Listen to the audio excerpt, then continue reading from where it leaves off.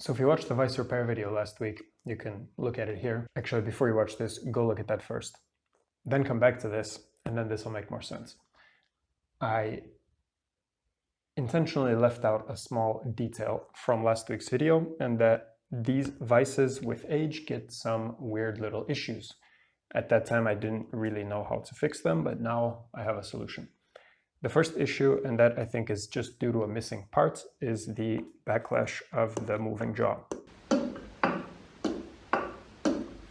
The second issue comes from wear, and here inside the front where the handle interfaces with the fixed jaw is a friction interface. So over the years the metal wears down, and basically what happens is you get some radial play in the handle. Problem with both of those things, backlash sucks, makes the vise not nice to use. And this radial play, what it does is make a kind of nasty vibration when you close the vise. Of course, it's not doing it now because I'm filming this, but nevertheless, we're going to fix both of those issues. First, however, we need to take a little trip to Liechtenstein. Not that Liechtenstein, this Liechtenstein. Oh, we saw a car. God, your window shushu is disgusting. All these poor mosquitoes. Doesn't exist anymore. Really?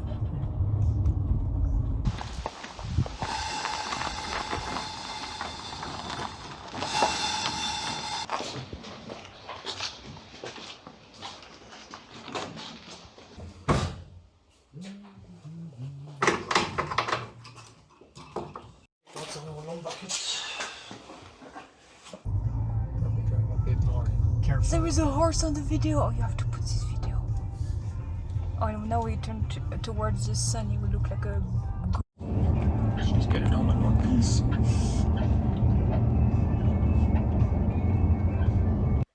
Ta-da! So let's ignore this in this video. I'll make a separate video about it. Today we're going to focus on the vise. So we need some metal. I'm going to take a piece of brass and machine a little bushing, which is going to fit into the front of that vise, which is going to remove both the backlash and the radial play. From the guy's shop where I bought it, so he had a chain hoist hooked up to a beam on the ceiling, and it was quite easy to load it in the trailer, get it all strapped down, and we were off in about 30 minutes. On this side, however, I have nothing on the ceiling. I have no crane. I have absolutely nothing to move heavy things. So what I ended up doing is disassembling the whole lathe and piece by piece removed it from the trailer. So what we need to do first here is measure everything so we can make our bushing. Okay, that's what we have to make. So there will be one big bore. The very outside will be equivalent to the ID of the front jaw here. The thickness here will be equivalent to the space between this stop inside here and this white bracket that holds that reacts against the handle when you unscrew the vise. And then we'll have a step inside here. So there will be a really thin part which will take out the radial play. This thickness here will take out the backlash in the jaw. And let's measure it and hop over to the lathe.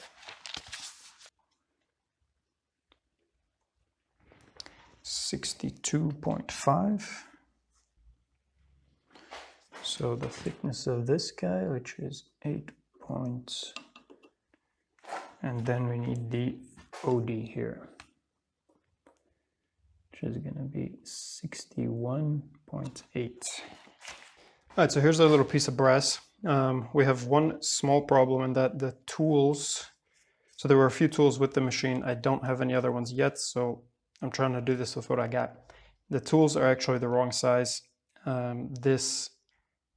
the tool holder, it's this old style tool holder, has no vertical adjustment on it. So you have to have the correct thickness of insert holder in order to center the insert on the workpiece.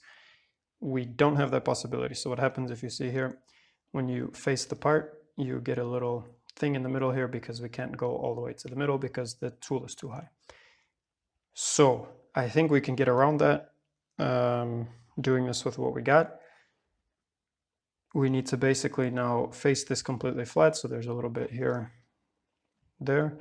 Then we'll turn this down to our diameter. And finally, we'll drill a hole through it, we'll bore it out, and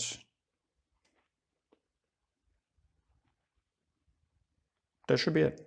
Let's go.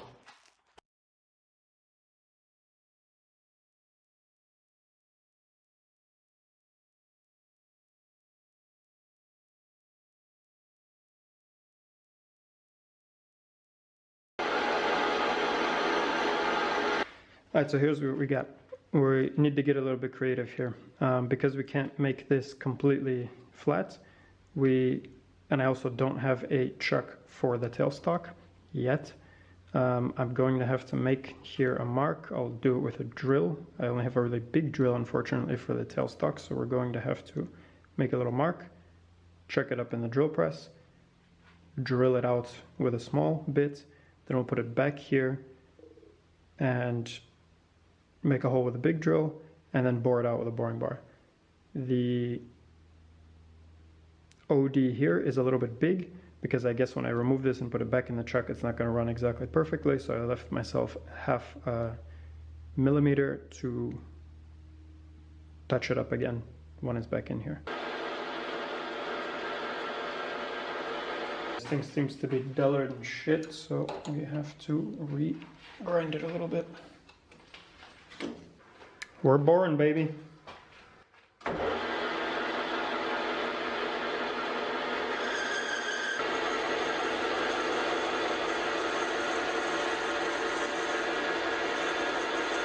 Camera has died.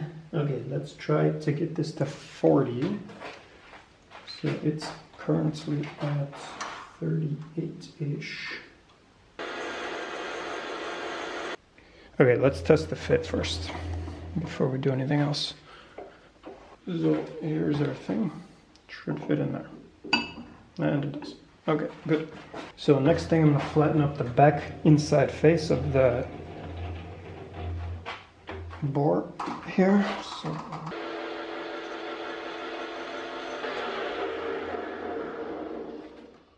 looking nice. The outside diameter here, the 62.5, we have it at 63, so that we have to touch off. 45.5 we've got through the middle, and now we have to do this tiny little thingaling here to remove the radial plate from the arm. So that's going to have to be 8.7 millimeters deep and with a diameter of 61.8. I'm not sure this part is going to work. Let's find out. Let's try to bore this out. So we're at 0, 0, 8.7 mil deep and 61.8 around. Let's try.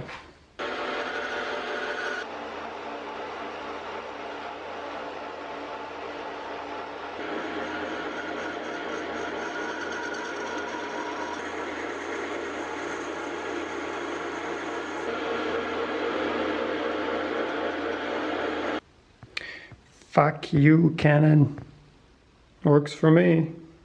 Alright, so what seems to have happened by making this wall thickness so thin here, when we were boring out the inside, it actually kind of spread this out, so this actually got bigger. I think from here on, just to not risk it too much, I'm just going to finish it off by hand with some files and go back and forth to the vise, test fit it, and see, or keep going until we're right where we need to be. Okay, here we go. Last operation, we have to part this thing. It wouldn't be the first time you spend 3 hours on a part just to fuck it up at the end, right? Which I found at the scrapyard this morning, so let's see how it does. No. It's the even higher stuff. Man, how did people work with these tool posts back in the day? These things suck. Props to you people of back in the day. Okay, that looks about right. Please don't watch this as a how to work on a lathe video, more of a how not to work on a lathe video. Okay.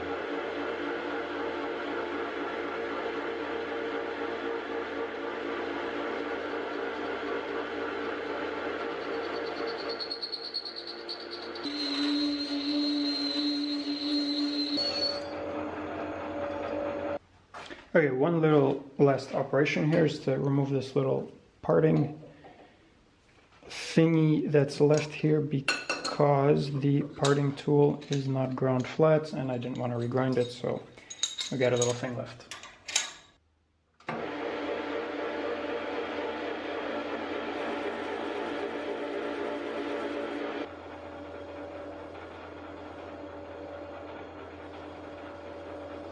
Okay, so what should happen here, if we did this correctly, this should fit in there. I think if anything it's a bit big, we'll have to go back and maybe mill this face or face that face a little bit.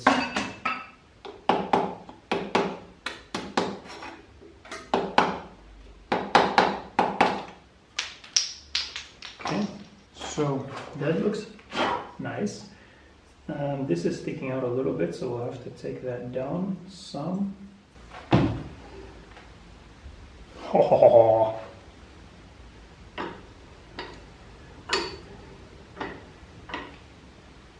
Maybe we don't even have to do anything because on this there's like a little step here. See if we can just bolt it in there. Take 1/2 mil off that back side, or 1 mil even. Yeah, we should have made it to the original dimension. Why do I measure things and then not make them to the dimensions I measure? Smoky dokey. Let's check it back up how it was and take 1 mil off of this face. But I'll probably do that off camera. Okay, take 2. So, what do? We took 1 mil off this face.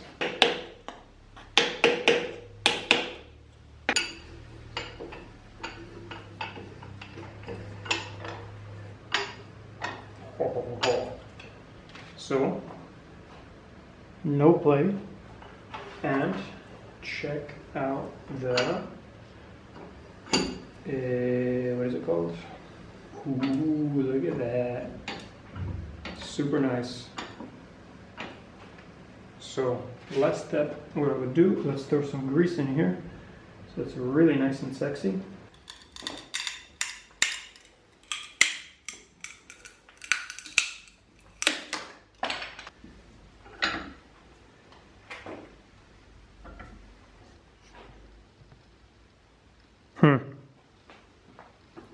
Okay, that's really cool.